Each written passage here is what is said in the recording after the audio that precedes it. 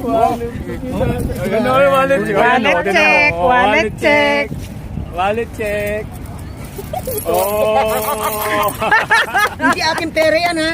Baka sabihin nyo. Ay, maganda to ha. Oh, ay tayo. Oh. Ito yung lumang ano natin. Iba-ibang bansa. Sige, ano mo. Sa iba-ibang bansa yan. Okay? Binibili ang Lolo Ray yan. Oo. Hindi ko na nga inaano, souvenir yan. Sa ibang bansa. Ang dami natin sa concert yan. Oh, Ma'am wallet check. Wala. Umarbor nga si Papa D. Ay, tatay rin yun. Sa Kabambang, umarbor. Arbor din ako.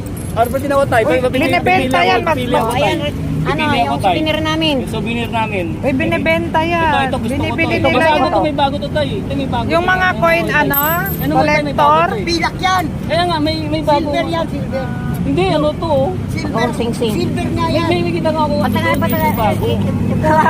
Para kasi 50 na. May buo tayo, buos mo ulit. Pinagdiskita na yung mga coins ni Lolo. Ayan oh.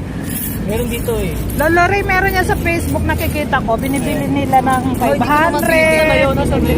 Hindi, kung bibilhin sa'yo ng Ayan, 500. ayan. Oh, ayan oh, Ma'am Jens oh. Arbor na kay Tatay rito. Arbor na kay Tatay Ray. Gawing sing-sing. Ano mo nga? Binibenta yung Lolo Ray. Ay, binibili. Mga luma no? Oo, may bumibili. Akin na to. Tag-isa kami. Di ba? Ayaw pa. Ayaw pa.